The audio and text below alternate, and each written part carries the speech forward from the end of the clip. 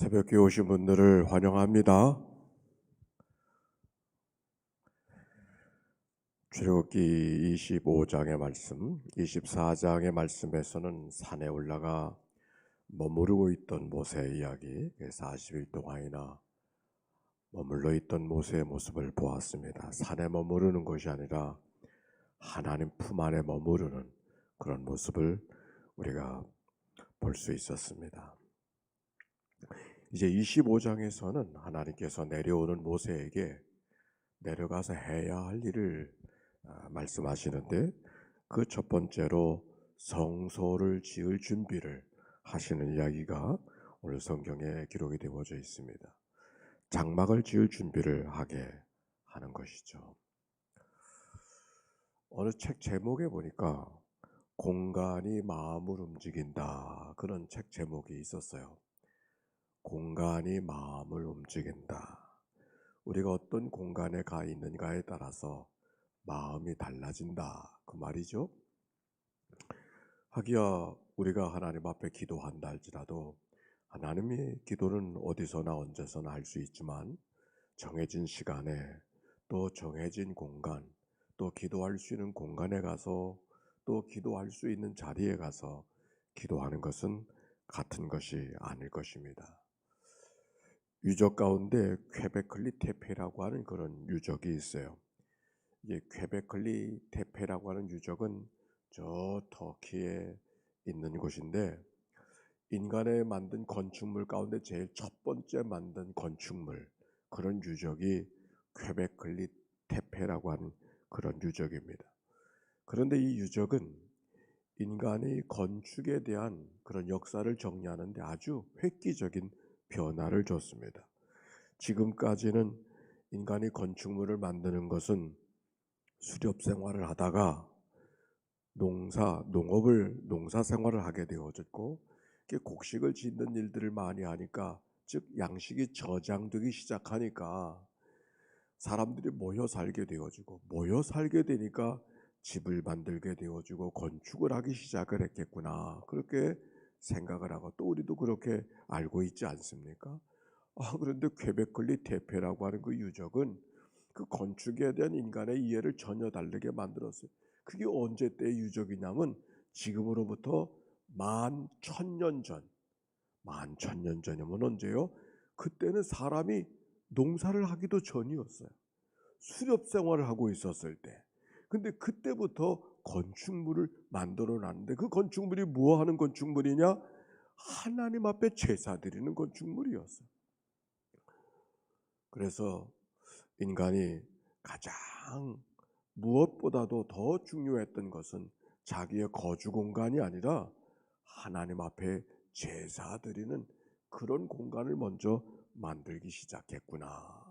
오늘 여기 성경에도 보니까 광야 가운데 이스라엘 백성들에게 내려가는 그 모세에게 가장 먼저 말씀하고 있는 것은 성소를 지으라, 성소를 지으라, 그렇게 말씀하고 있는 거예요. 자, 그런데 그 성소를 짓기 위해서 어떻게 하라고 이야기하는가? 1절과 2절 같이 읽읍시다. 시작. 여호와께서 모세에게 말씀하여 이르시되 이스라엘 자손에게 명령하여 내게 예물을 가져오라 하고 기쁜 마음으로 내는 자가 내게 바치는 모든 것을 너희는 받을지니라 그랬어요. 여호와께서 모세에게 말씀하셨어요. 그런데 말씀하시되 뭘 명령하셨는데, 하나님 앞에 예물을 내게 가져오라, 내가 그것을 받으리라. 그런데 그 명령할 때 어떤 예물을 바치라고 이야기하는 거 아니? 기쁜 마음으로 바치라, 그렇게 말씀하셨어요. 기쁜 마음으로 바치는 것을 내가 받으리라. 바울이 고린도에 있는 교인들에게 하셨던 말씀이 기억이 나지 않아요? 그 마음에 정한 대로 할 것이요 인색함으로나 억지로 하지 말지니 하나님이 즐겨내는 자를 사랑하시느니라. 하나님이 즐겨내는 자를 사랑하시느니라. 베드로도 그런 말씀을 남겨주었어요. 양머리를 치되 억지로 하거나 그렇게 하지 말고 하나님의 뜻으로 자원하는 마음으로 기꺼이 감당하라, 그렇게 말씀하셨어요. 우리 하나님께서는 기꺼운 마음으로, 자원하는 마음으로 감당할 때 하나님이 그들의 마음을 받으시고 그들의 예물을 받으시고 그들의 기도를 받으시는 줄로 믿습니다. 오늘 여기 성경이 그랬잖아요. 기쁜 마음으로. 그래서 성막을 드림으로 지어가는, 헌신으로 들어감을 지어감을 성경이 이야기하는데, 그들이 드린 예물들이 3절 이하에 쭉 기록이 되어져 있어요. 그들에게서 받은 예물이 이러하니 금과 은과 놋과 자색, 청색, 자색, 홍색 실과 가는 배실과 염소털과 붉게 물들인 숫양의 가죽과 해달의 가죽과 조각목과 등류의 관유에 드는 향료와 분향할 향을 만드는 향품과 금과 은과 뭐 이런 말씀뿐만 아니라 여러 가지 일들 다, 이 모든 것들은 성소를 지을 재료들을 헌신하게 하는 말씀이 기록이 되어져 있는 것이죠. 그리고 8절과 9절, 이건 같이 읽어야 돼요. 같이 읽읍시다. 8절과 9절 시작. 내가 그들 중에 거할 성소를 그들이 나를 위하여 짓되 무릇 네 모양대로 장막을 짓고 가구들도 그 모양을 따라 지을지니라. 그 성소를 짓되 그 성소가 어떤 의미가 있다 그랬어요? 내가 그들 중에 거할 성소. 즉 성소라고 하는 것은 공연한 노동을 시키는 것이 아니라 내가 그들 중에 거할 성소. 내가 그들 중에 거할 성소라는 말씀 속에 하나님의 마음을 알게 하는 것이죠.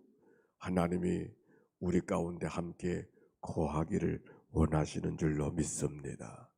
모세를 하나님께서 부르신 것은 모세와 함께 거하게 하기 위해서, 모세로 하나님 품 안에 거하게 하기 위해서 모세를 가까이 불러주셨던 것처럼, 모세가 내려간다고 하니까 하나님께서 하시는 말씀이 내가 너희들 중에 함께 거할 처소, 성소, 그것을 지으라. 하나님은 어디에 갇힌 분이 아니라, 산에 계셔도 산에 갇힌 분이 아니라, 하나님은 하늘에만 머물러 계신 분이 아니라 우리와 함께 동행하시고 우리와 함께 하기를 원하시는 것, 오늘 하나님의 마음을 읽어갈 수 있는 것이죠. 문제는 우리가 하나님의 거할 처소를 우리가 지어드려야 된단 말이에요. 우리가 지어드려야 돼요. 우리가 마음을 드리고 기쁜 마음으로 하나님의 처소를 준비하게 되어졌을 때 하나님이 거기 머물러 계시다고 그렇게 말씀하셨어요. 그래서 제일 먼저 무엇을 말씀하시는가? 그것이 10절 말씀에 있죠. 그들은 조각목으로 궤를 짜되 길이는 2규빗 반, 너비는 1규빗 반, 높이는 1규빗 반이 되게 하고, 무엇을 짜라고? 궤를 짜라고. 하나님께서 거하실 처소의 상징 언약궤, 법궤, 궤를 짜라고 그렇게 말씀하셨어요. 하나님께서 하나님이 우리 가운데 함께 하시는 상징적으로 보여주는 궤를 짜라고 그렇게 말씀. 한 규빗인 46cm, 한 50cm 정도 되어지는 그런 길이를 말해요. 그러니까 뭐 그렇게 큰 것이 아니에요. 길이가 2규빗 반이니까 뭐 이 성찬 때 많을까요? 너비는 1규빗 반, 요거보다 조금 더 그만한 박스, 그만한 궤를 짜라고 이야기하고 있습니다. 그런데 그 궤는 무엇을 가지고 짜라? 금이나 은이나 보석으로 짜라고 말씀하지 아니하시고 모든 걸 다 금으로 덧입히는데 그 기본 재물은 조각목이라 그랬어요. 조각목이라고 하는 것은 광야에서 흔히 보이는, 책에 보니까 아카시아 나무 같은 그런 종류의 나무라고 이야기했어요. 어디 가서 백두산의 나무가 아니고 저 강원도의 금강송이 아니라 어디서나 있는 조각목. 그 말씀은 법궤라고 하는 것은 특수한 재질의 나무와 그 나무가 거룩하고 특별하기 때문이 법궤가 아니라 아카시아 나무, 어디서나 볼 수 있는 조각목, 누구든지 법궤를 만들 수 있고 법궤가 될 수 있음을 성경이 이야기하고 있는 것이죠. 그런데 거기 중요한 말씀이 기록이 되어져 있어요. 17절과 18절. 17절과 18절이에요. 우리 16절부터 읽읍시다. 시작. 내가 내게 줄 증거판을 궤 속에 들지며 순금으로 속죄소를 만들되 길이는 2규빗 반, 너비는 1규빗 반이 되게 하고 금으로 그룹들을 속죄소 2끝에 쳐서 만들되 그랬어요. 그 궤 속에 무엇을 두라고요?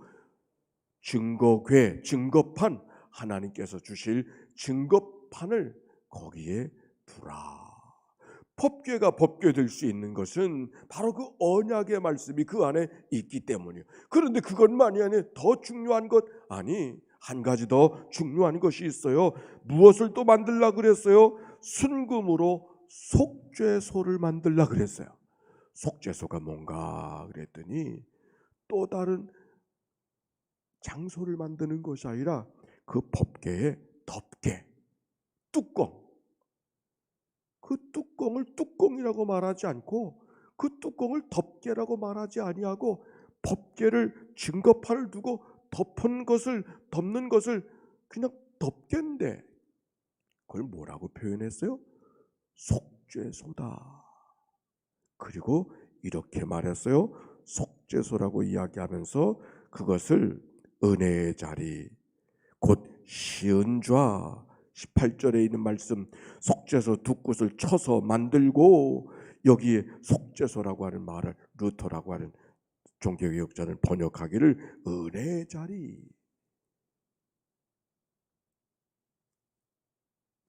그렇게 번역을 했습니다. 그것은 무슨 말씀인가? 이 법궤가 무엇을 의미하고 있는 거 아니? 하나님과 우리와의 소통하고 함께 하나님이 머물 수 있는 자리를 상징적으로 보여주는데, 하나님이 아름답게 쌓기 때문에 거기에 머물러 있는 것이 아니라 속죄서, 죄를 인정하고 죄를 고백하고 하나님 앞에 내가 죄인입니다 고백하고 나오는 자들과 더불어 하나님이 소통하시겠다, 거기 머무르시겠다, 그런 말씀이 이 말씀 속에 담겨져 있는 것이죠. 오늘도 이 아침에 우리가 하나님 앞에 나왔잖아요. 마치 하나님의 예배당, 우리가 하나님께서 거할 성소가 있었듯이 하나님이 이 성전 안에 계심을 고백하고 우리가 하나님 앞에 나왔어요. 그런데 하나님이 우리 가운데 소통하는 자리는 우리가 나왔기 때문에만 소통하는 것이 아니라 여기 법궤 가운데 속죄서 덮개 위를 하나님께서 발등상으로 두시고 내가 그 자리에 거할 처소로 삼아주신 것처럼 우리의 죄를 고백하고 우리의 잘못을 인정하고 하나님 앞에 나갈 때 바로 그 자리에 하나님이 우리 가운데 머물러 주시고 우리와 교통해 주시고 우리와 동행해 주시는 줄로 믿습니다. 하나님이 그 자리에 머물러 계시고 그 자리를 은혜의 자리로, 그 자리를 속죄소로, 그래서 하나님이 우리 안에, 우리가 하나님 안에 있는 상징적인 은혜의 자리가 만들어지게 되게 하시는 이 말씀, 우리가 하나님의 어디에 어떤 마음으로 하나님 앞에 나가야 될 것인가를 말씀하고 있는 것이죠. 질문하겠어요. 우리 안에 거하기를 원하시는 하나님, 우리는 어떤 자리에서 주님을 만나기를 원하는가? 질문입니다.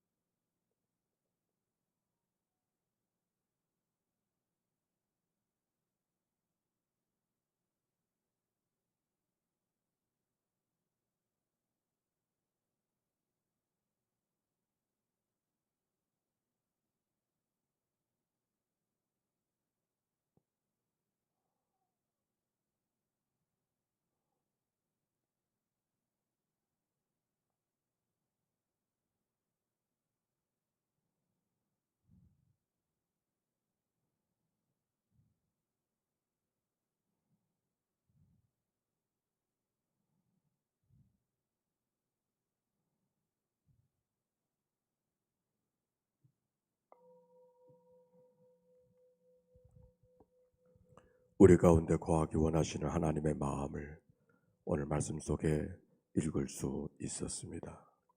하나님, 하여 언약궤를 만들게 하시고 덮개를 지으시게 하심으로 우리 안에 머물 장소가 어디에 있는지, 하나님이 어떻게 우리와 소통하기를 원하고 계시는지 주님이 말씀해 주십니다.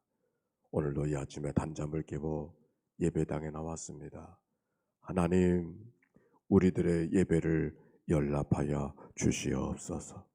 우리가 지은 죄를 자백하고 하나님 앞에 회개함으로 다가서게 하실 때 하나님이 그 자리에서 우리를 만나주시고 우리를 기도를 들어주시며 우리 안에 동행해 주시는 줄로 믿습니다.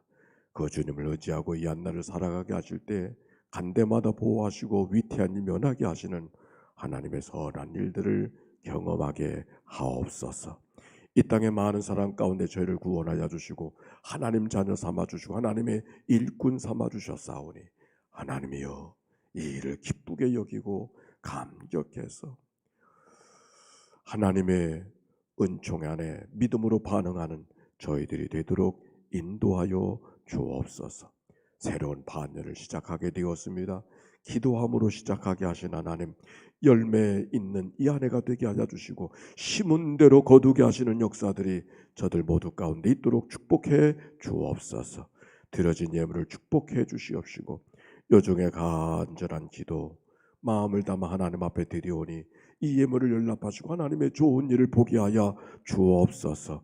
우리를 구원하신 예수님의 이름으로 기도하옵나이다. 아멘. 이제는 성부 성자 성령 삼일체 하나님의 크신 은혜와 사랑과 역사가 이제와 같이 영원히 함께해 주시기를 축원하옵나이다. 아멘. 기도하며 하루를 출발합니다. 하나님의 교회를 위해서 나라와 민족 코로나